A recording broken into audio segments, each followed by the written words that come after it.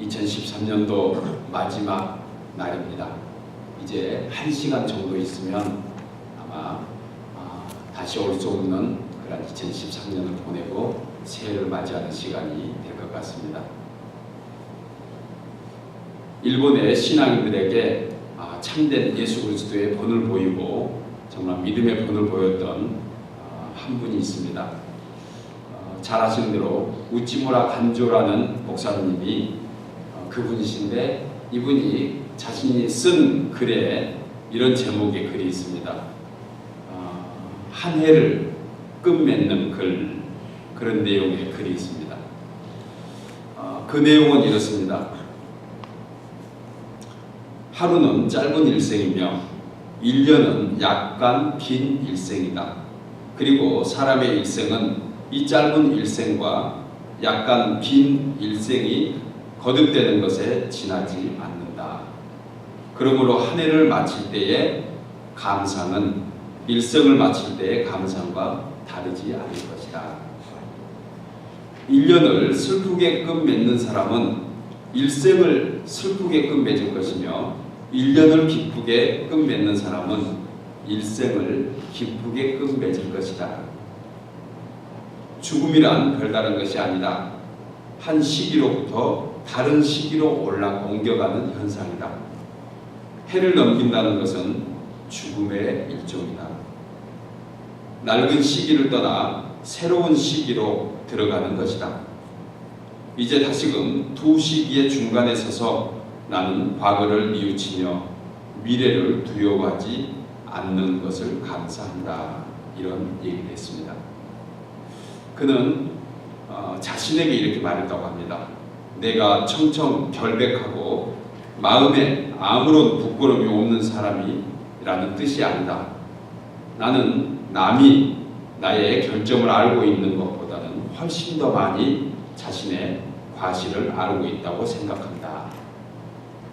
그러나 그럼에도 불구하고 나는 희망과 환희로서 이 해를 끝맺을 수 있는 것을 감사한다.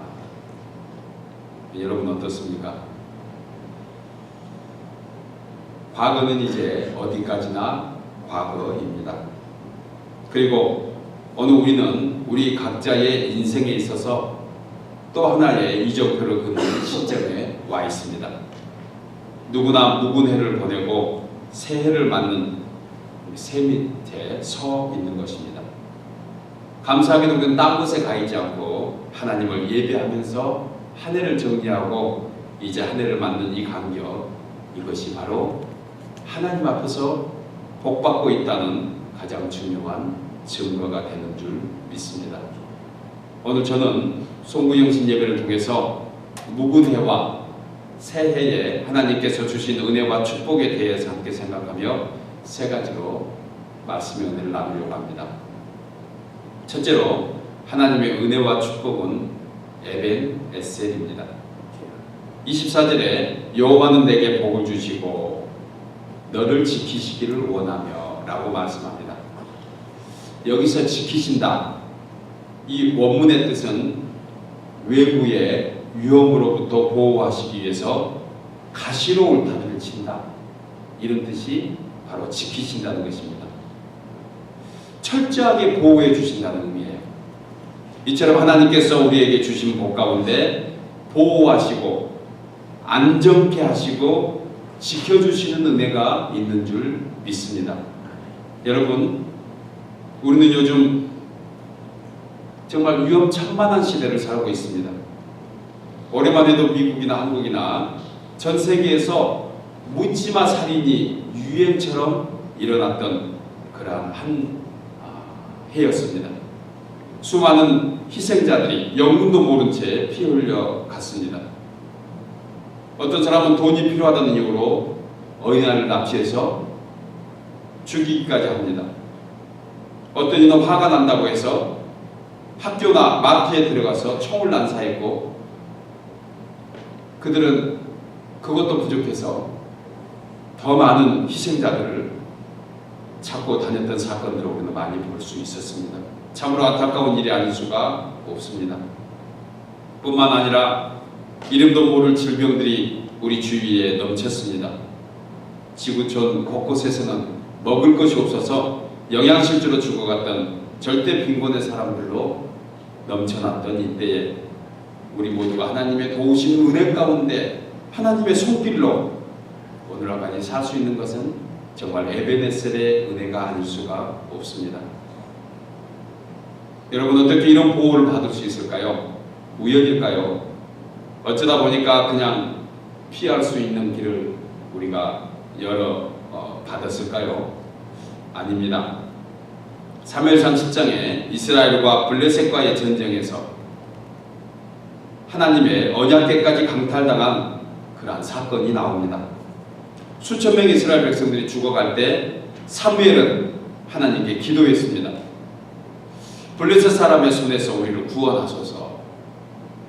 그는 쉬지 않고 하나님께 부르짖을 때 하늘에서 큰 우레가 블레셋 군대를 쳐서 이스라엘 앞에 완전히 멸망시켰다고 기록하고 있습니다. 그리고 그들은 하나님께 감사하면서 에베네셀이라고 얘기합니다.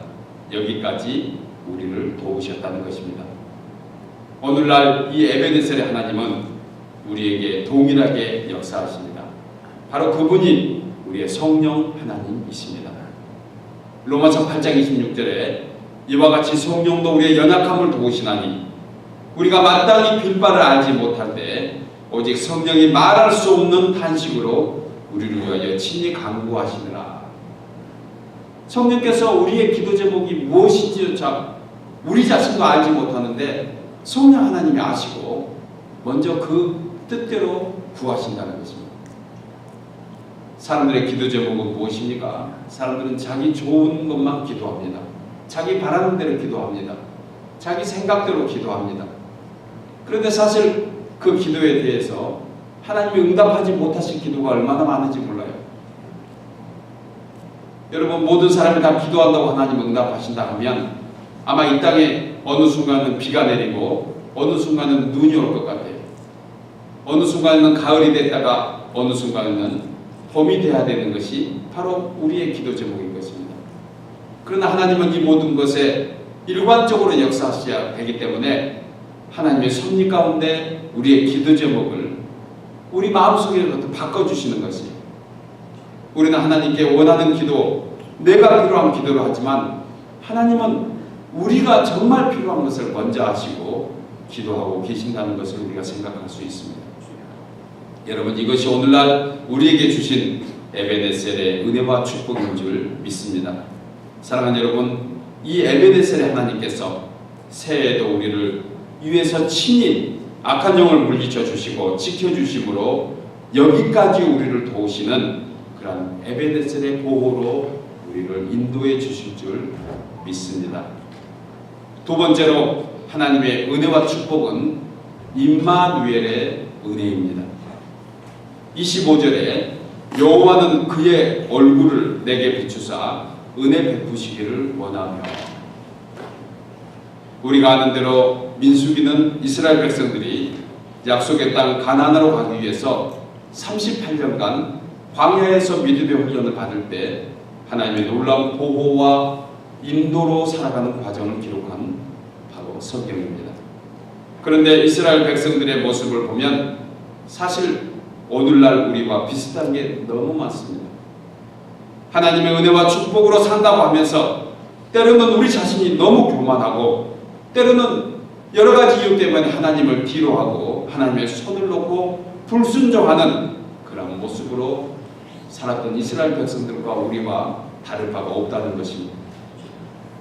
때로는 하나님이 조금 전에 그들 손에 만나와 메추라기로 또 반석을 깨뜨려서 생수를 먹였는데도 불구하고 그들은 금방 원망하면서 불평하면서 살았던 것처럼 우리도 그렇게 살아온 모습들이 많이 있습니다. 눈에 보이지 않는 하나님보다 눈에 보이는 세상을 더 많이 좋아하고 따라서 살아갔던 우리의 모습들이 이스라엘 백성과 사실 많이 흡사한 것을 생각할 수 있습니다. 때로는 육신의 정욕과 안목의 정욕과 이색의 자랑에 빠져서 사소한 감정과 이익에 얽매이다 보니까 하나님의 뜻을 거슬려 하나님의 그 큰 역사에 참여하지 못한 모습들, 그 모습들이 이스라엘 백성들이 우리에게 보여준 그런 교훈인 것을 우리가 생각할 수 있습니다. 그럼에도 불구하고 신실하신 하나님은 우리에게 자비와 긍휼의 은혜로 인도해 주십니다. 비록 불순종할 때 때로는 회초리를 들어서 우리를 잠시 치기도 하시지만 그 징계 속에서도 하나님의 사랑의 손길이 묻어있는 것을 우리는 잘 알고 있습니다. 그리고 그 연단의 과정을 통해서 하나님의 자녀로 성숙하게 하게 하신다는 것이, 우리는 이 하나님을 찬양하면서 감사할 수 있습니다. 이것이 바로 임마누엘의 은총이기 때문에 그렇습니다. 그래서 모세는 그 하나님의 얼굴이 우리를 항상 향하고 있다고 표현하고 있는 것입니다. 시편 103편 8절 이하에 여호와는 자비로우시며 은혜로우시며 노하기를 도제하시며 인자하심이 풍부하시도다 라고 시인은 고백합니다. 모세가 죽은 후에 두려워하는 여호수아에게 마음을 강하게 하고 담대하라, 두려워 말며 놀라지 말라, 내가 어디로 가든지 내 하나님 나 여호와가 너와 함께 있으리라 말씀하십니다. 여러분, 사실 2014년도 그 누구도 가본 사람 없습니다. 가난한 사람이나 부자나 병든 사람이나 건강한 사람이나 세상의 권력을 가진 사람이나 그렇지 않는 사람이나 모두가 다 안 가본 2014년도입니다.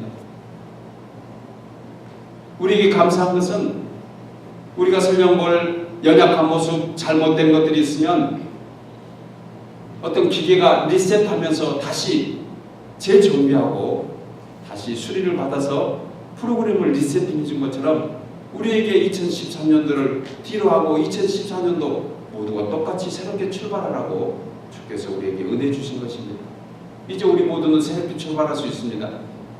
과거에 얽매여서 새로운 것을 못 보는 것이 아니고 과거에 있었던 교훈을 삼아서 새로운 길을 갈 수 있는 사람으로 우리를 불러주신 것입니다. 그래서 주님은 우리와 함께 동행해 주신다고 약속을 하십니다.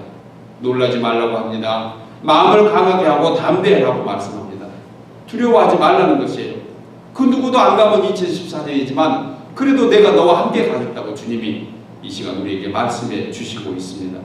사랑하는 여러분, 이제 2014년도 새해를 맞이해서 신실하신 주님이 함께 동행함을 믿고 살아간다면 그 어떤 두려움과 고난에서도 우리가 능히 이기고 살아갈 수 있는 사람이 되는 줄 믿습니다. 마지막 세 번째로 하나님의 은혜와 축복은 여호와 이레입니다. 26절에 여호와는 그 얼굴을 내게 향하여 드사 평강 주시기를 원하노라 했습니다. 사람이 살면서 두려움에 휩싸일 때가 언제인지 아십니까? 여러 이유가 있겠지만 사실 믿음이 없으면 두려워집니다. 어딘가 믿을 곳이 있어 보세요. 어떤 고통과 환난을 넘어서 죽음 앞에서까지 사실 담대할 수 있는 이유는 믿음이 있을 때 담대해질 수가 있습니다. 예를 들어서 이런 것 같아요. 만약에 어떤 사람이 죽었다가 살아난다는 확신만 있다고 하면 아마 죽음은 뭐 수백 번도 할 수 있을 것 같습니다. 왜요? 죽었다 살아나니까. 우리 아이들이 가끔 컴퓨터 게임을 할 때 이렇게 오락 게임을 하면 그 게임할 때 뭐 점수가 올라가기도 하지만 안 죽는 게임이 어디 있습니까? 그런데 아이들은 죽어도 별반 반응이 안 해요. 조금은 아쉬워하지만 뭐 크게 이렇게 반응을 보이지 않고 있습니다. 제가 가만히 보니까 왜 그러냐고 생각해 보니까 그 프로그램 다시 한번 시작하면 되거든요. 그 죽는 데 대해서 별로 슬퍼하지 않습니다. 만약에 우리가 어떤 상황에 대해서 우리가 그와 같은 믿음만 있다면 우리가 왜 두려워합니까? 우리의 두려움은 바로 믿음이 없기 때문에 두려워지는 것입니다.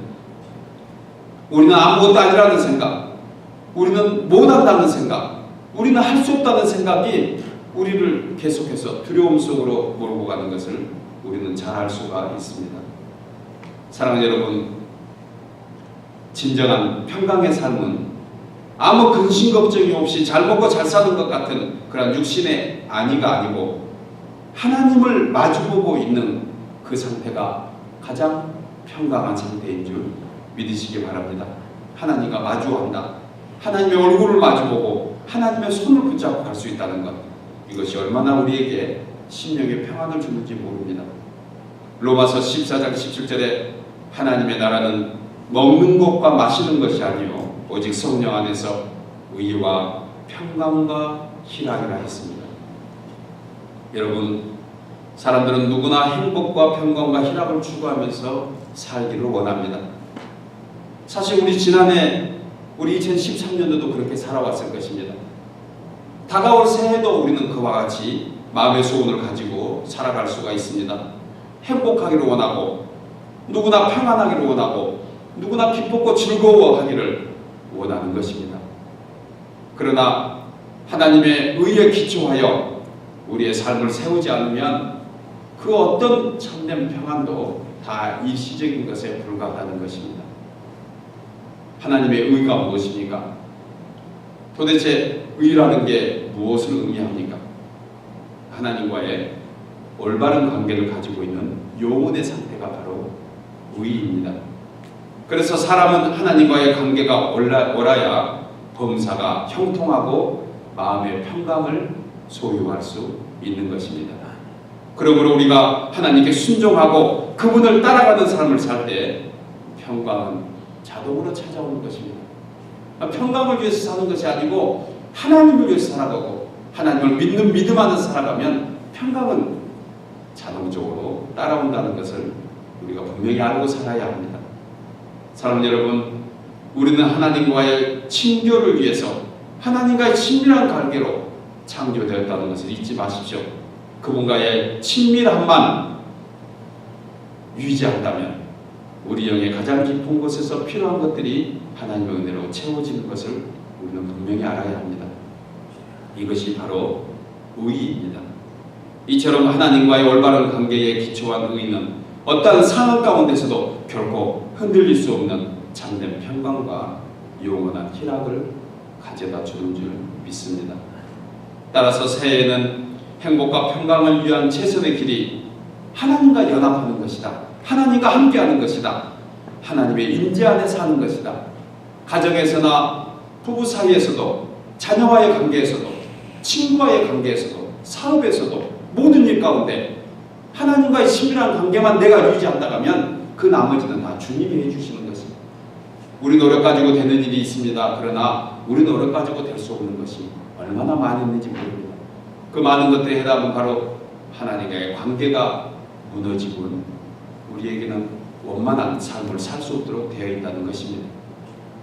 여러분, 이제 다가오는 새해에 우리 다시 한번 살 수 있는 365일을 분명히 주실 것입니다.